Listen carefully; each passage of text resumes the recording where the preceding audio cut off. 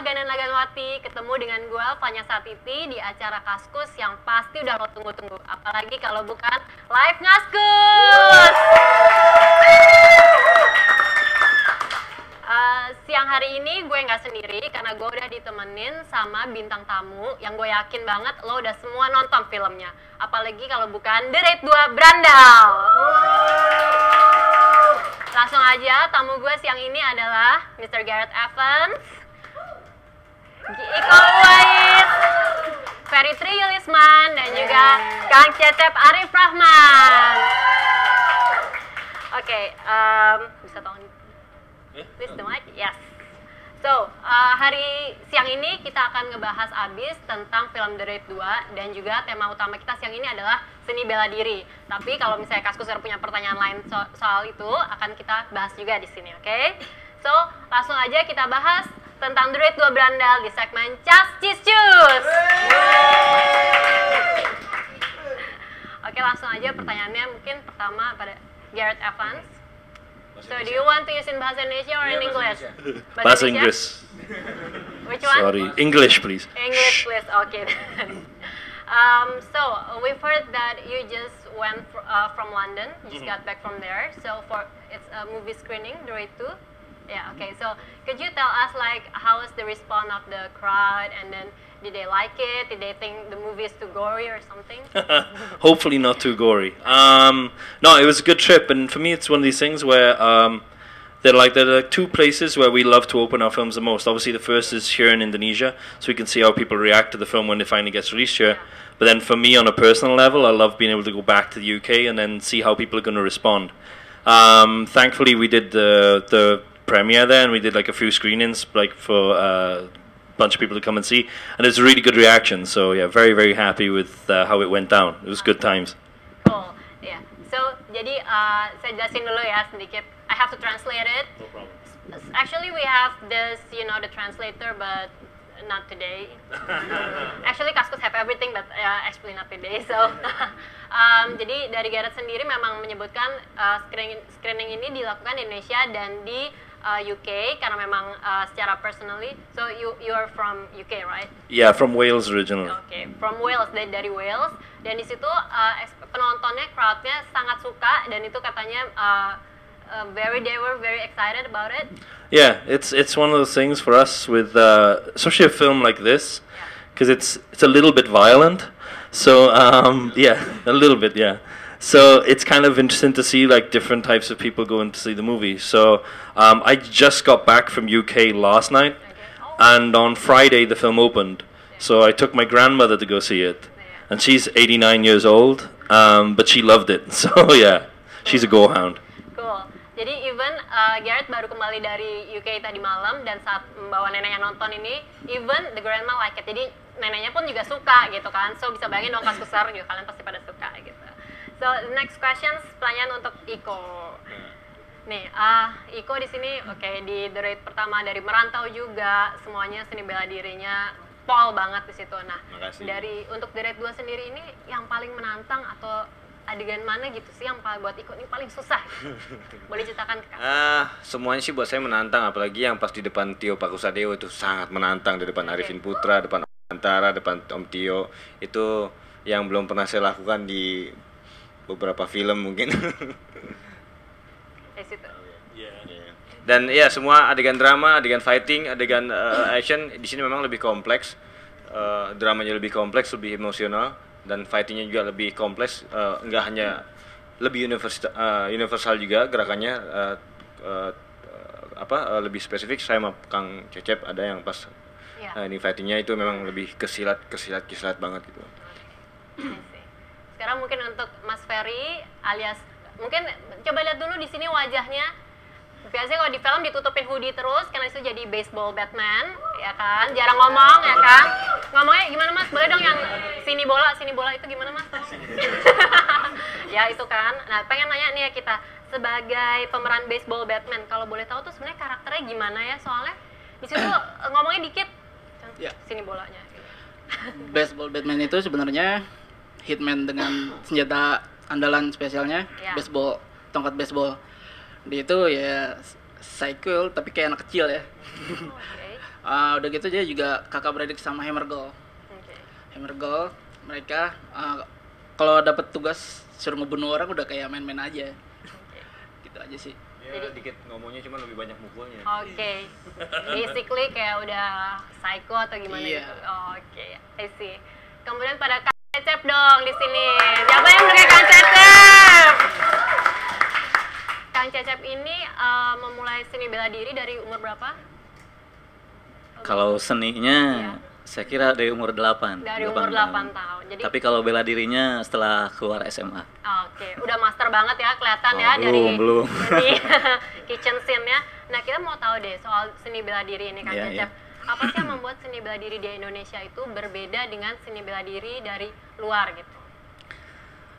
Sebenarnya kalau dari bentuk gerak hampir sama ya, karena semua bela diri mempelajari tentang anatomi tubuh manusia. Jadi apapun yang kita gerakan pasti dalam bela diri akan ada. Jadi perbedaannya mungkin hampir tipis.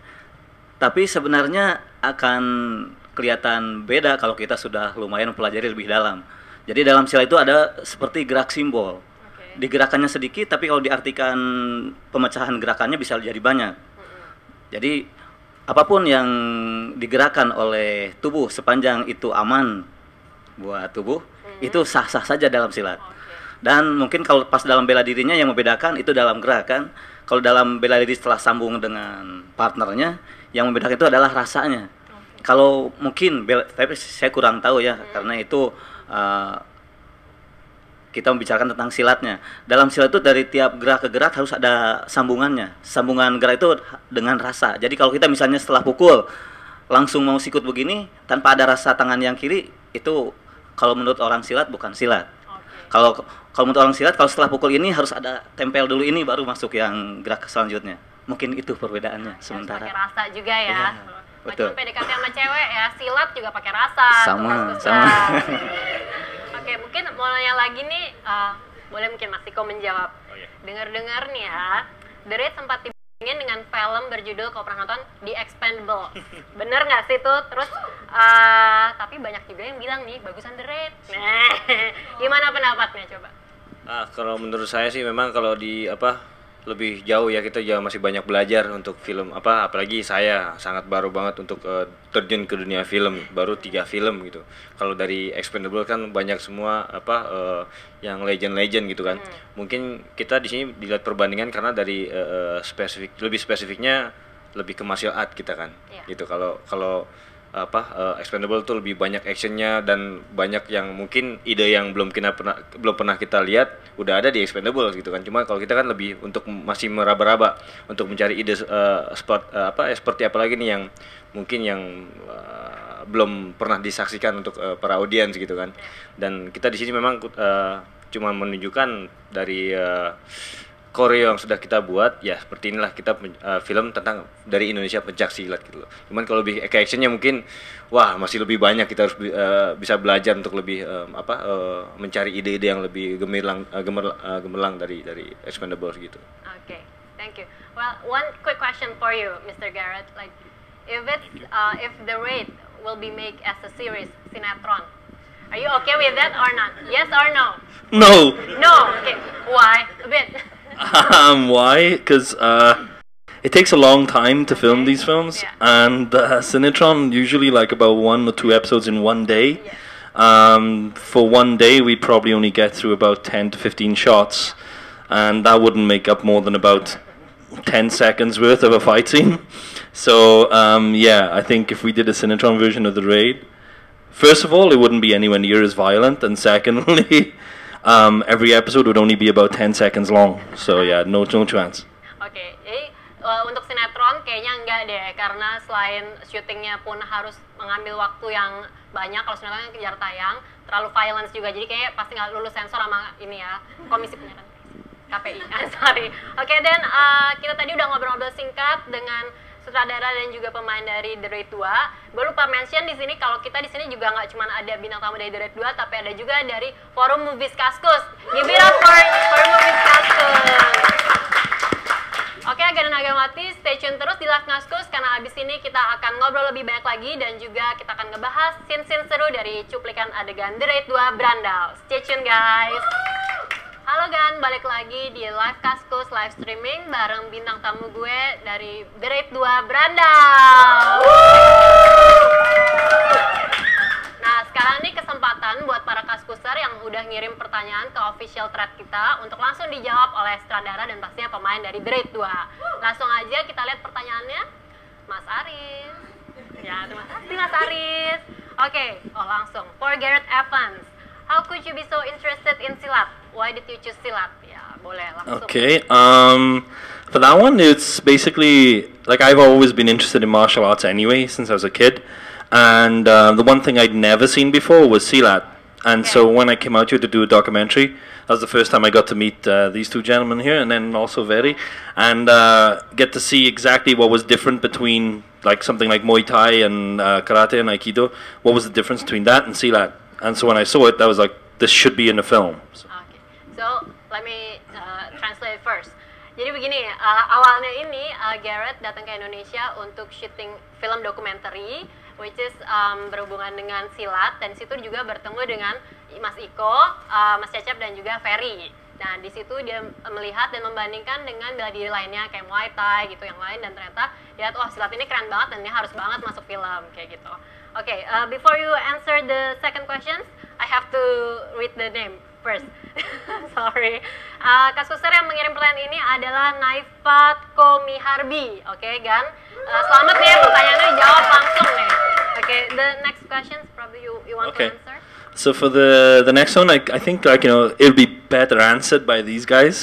Okay, but for me, what was interesting about silat, what makes it so different from other martial arts, it's like every martial art tends to have a specific way that you punch or kick, lock, and throw.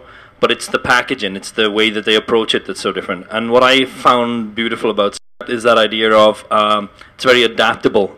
So it doesn't matter if you're like one-on-one or with a bunch of different people fighting you at one time. There are lots of different ways that they can move out of it. Okay. And also with silat, it's like they can fight sort of like standing up high but then come down very low. And the idea of like when you watch like Muay Thai, it's very kind of like your arms up and it's mostly kicking and mostly elbows. But for what these guys do, it's kind of like it feels like it's a perfect combination of a lot of different things, a lot of different techniques, a lot of different styles, which makes it work really well for me when I want to make films, because when we choreograph something, we can do anything we want then. There's so many different things that we can do with a martial art. Okay, so I'll try to translate it, tapi boleh nanti minta bantuan Mas Iko atau mungkin Mas Cecep kalau misalnya saya agak salah nih. Apa yang membedakan silat dengan seni bela diri lainnya?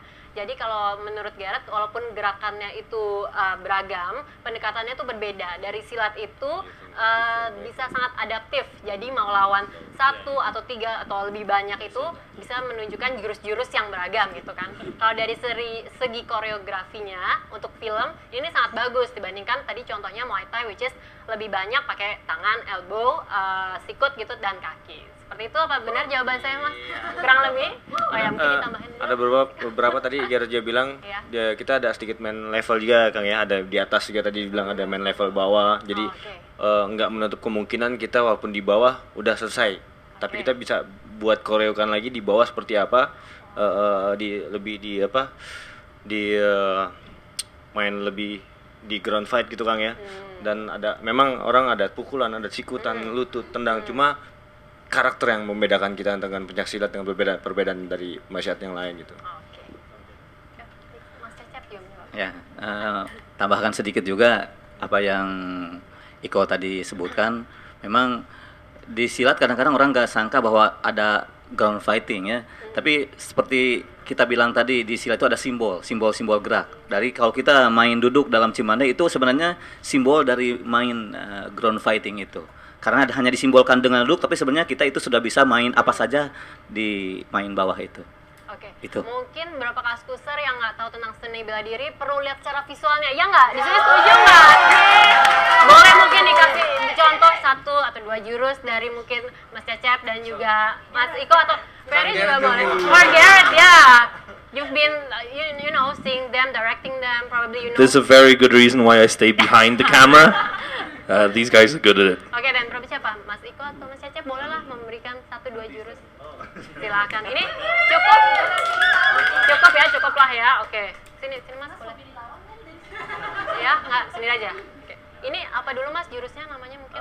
Ini udah semua gabungan. Jadi silat itu kan memang di Indonesia Iya. ada di Indonesia kita punya 33 provinsi. Oke. Jadi masing-masing provinsi stylenya karakter itu beda-beda Beda, gitu. oke. Dari sini perguruan saya namanya Tiga Berantai, tidak hanya Betawi, tapi udah banyak combine, ada beberapa perguruan, bisa dari Kang Cecep juga dari Jawa Barat gitu.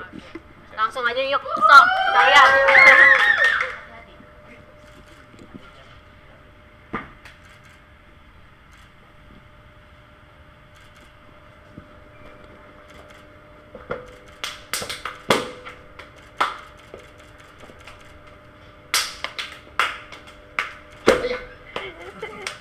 Bagus,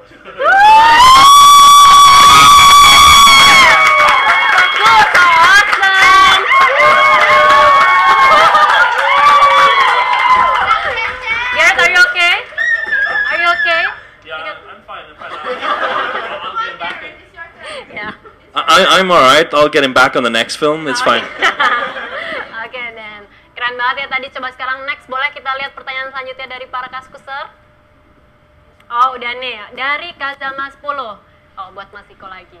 Itu kan syutingnya lama, hampir full adegan fighting. Gimana caranya biar nggak cedera? Pernah nggak mengalami cedera pas syuting? Ya, dari Merantau kita pernah ada satu scene lumayan, yang di Dread juga lumayan banyak kenang-kenangan. Kalau di Dread 2 alhamdulillah ya apa sih, kalau buat yang biru-biru itu biasa, cuma nggak ada yang serius sih. Oke. Cuma kita karena udah banyak pelajaran yang kita udah ambil Yoi, dari capek ya? dari Merantau dari satu, jadi ya yang walaupun sebahaya-bahayanya yang kita ambil, jadi kita udah tahu safety-nya lah gitu. Oke. Safety guide semua lancar, udah Iya. bisa lah ya. Iya. Oke. Kedua, terus pas adegan fighting pernah nggak ada permintaan khusus, special request dari Garrett misalnya, minta jurus yang berbeda jurus berbeda tiap beda tempat. Oke. Iya. Kalau pernah gimana cara Iko mengantisipasi? Iya. Itu memang dari pas kita bikin koreo, Iya. memang Dread 2 kita udah bikin setelah merantau. Oke.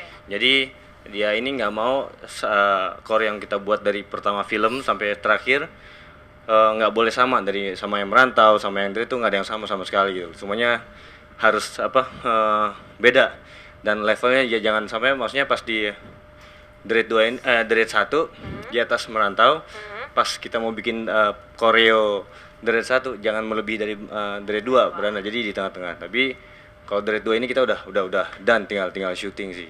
Oke, I see. Sip. Ada masih pertanyaan lagi dari Kaskuser? Mas Aris. Nunuk capek banget nih Kaskuser. Apaan gitu. Oke. So sweet ya. Sekilas nih kayak insider ya, mungkin ada bromance antara Garrett Evans dan Iko Uwais.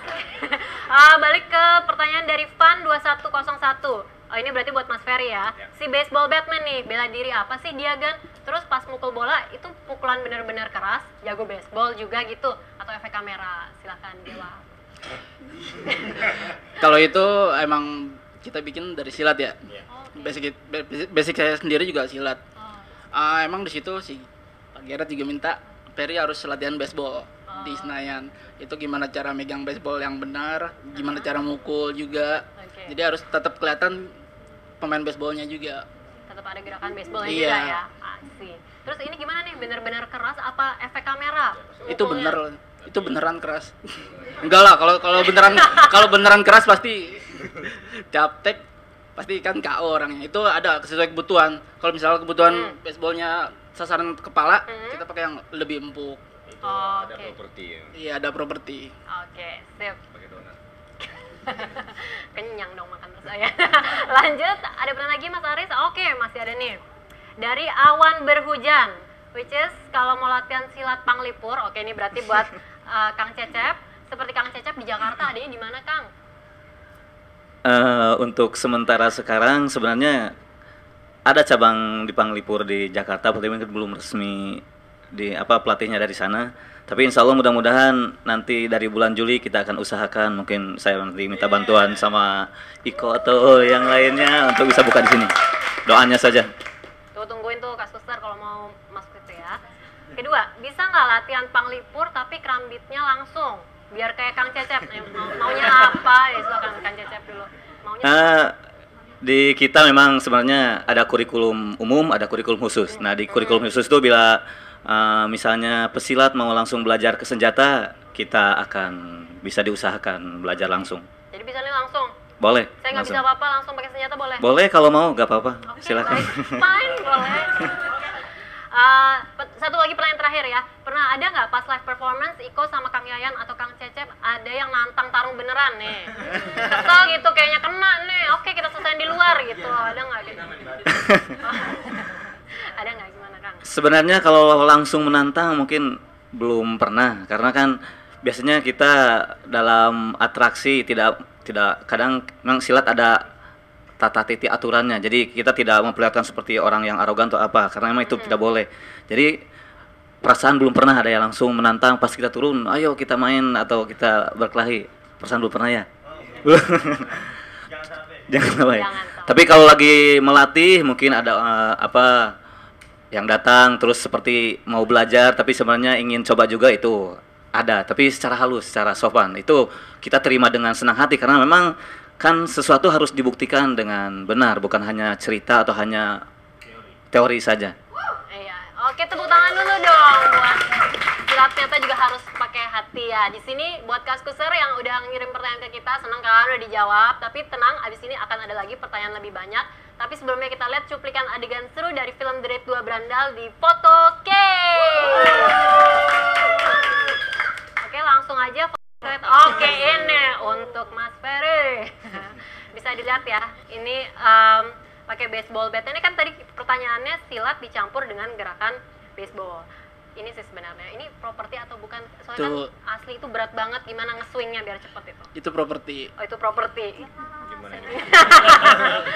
Dimana pokoknya kalau kita pukulnya misal sasaran kepala, kita pakai yang lebih empuk lagi. Soalnya kan berasa juga lah kalau misalkan keras juga. Oh, berarti Semuanya tergantung Sesuai kita aja. kalau walaupun adegan berbahaya apapun dengan kita menggunakan senjata itu pasti kita safety lah gitu loh. Nggak ada yang kalau buat semuanya beneran sih mungkin. We run out of stunt guys. Yeah, for the baseball bat, I mean, we always make them a lot softer than they would be in reality, because of the speed that he swings and the fact that we want to have that feeling of contact and that impact. But literally maybe about a month ago, since we wrapped and we finished everything, a lot of the props now are in the office. And so I picked up the baseball bat and just tried to hit myself against the leg, and it still hurts. So yeah, so now I feel bad for making them do like take. Let's go again. Hit harder, hit harder. And the poor stunt guys are thinking like, we're gonna die. So. Oke, jadi memang ini semua adalah properti ya juragan. Terus beberapa properti ini salah satunya baseball bat ini ada di kantornya Gareth. Gareth penasaran pengen tahu kayak apa sih, sakit apa nggak. Dia coba-coba pukul sendiri ternyata sakit juga. Jadi dia agak nyesel kemarin-kemarin nyuruh pemainnya untuk yang keras, hit harder, lebih keras kayak gitu. Oke. Next ada foto selanjutnya. Oh, ini keren banget nih ya. Prison Riot ya ini ya. Oke. Ini mau nanya nih Mas Iko. Ini nih agak norak sih, cuma kayak ini splitnya sempurna ya gitu kan. Bisa nggak di sini nggak ada kan? Oke, nah pengen tahu ini berapa kali take sih untuk bisa mengambil adegan ini gitu. Berapa kali? This one take good bos. From Ewet. Ini pas lagi di Gombong ya. Waktu itu pas kita lagi adegan Prison Riot dan emang nih kebetulan kan pakai terpal ini. Kita waktu lagi hujan. Jadi karena pas hujan kita jam 5 sore itu rap. Jadi nggak continuity buat masalah gambar segala macem lah gitu. Jadi ya ini sih lagi main-main sebetulnya. Main-mainnya begini apalagi aslinya gila gitu. Nggak ada yang dengan fighting, cuman ya di situ kita melibatkan kurang lebih 120 fighter dan kru, how many kru? 150. Kurang lebih 300. Ya 300 total, 300 lebih sekian lah gitu. Dan ya di sini lumayan crowded, syuting di sini dan lumayan agak banyak tantangan karena kita dari satu angle kamera dan membutuhkan beberapa banyak fighter dan harus fix gitu. Mungkin Gareth bisa menjelaskan semuanya. Okay. You want to add anything, Gareth? Yeah, I hated shooting the Prison Riot. Okay. I really hated it. It was one of those things where when you're writing a scene like this, like I'm writing, I'm just thinking, okay, so it's a prison riot, it's a prison courtyard, and there's mud everywhere. And in my head, it's like, oh, this will be so cool because it'll be like mud everywhere. It'll be splashing with water and mud, and the fight will be cool. It'll look moody and atmospheric. Yeah. And then when you shoot in there, and then after a few days, I lose a pair of shoes in the mud, and everyone starts getting cuts on their feet, and it's so horribly uncomfortable. Then you start to realize that shooting in mud is a very bad idea. So yeah, next time I write a script, there won't be mud. There won't be a container yard from the first movie. Yeah, a lot of and snow. Yeah. Kenapa ada salju, Iko? Kenapa? Oke, jadi tadi Gareth jelasin awalnya sih kayaknya dia bayangin kalau prison riot atau apa sih namanya, perkelahian di penjara tuh bakal keren banget, banyak lumpur gitu, orang semua banyak yang berkelahi, tapi ternyata pas ngejalaninnya sudah susah banget gitu, in the mud, banyak juga yang terluka, even sepatunya Gareth hilang, sampai sekarang nggak ketemu. You didn't find it? No? No, they were a good pair of shoes as well. Sepatunya bagus hilang, jadi kayaknya untuk the next movie pikir-pikir lagi deh bikin adegan yang seperti ini. Seperti itu. Next picture please.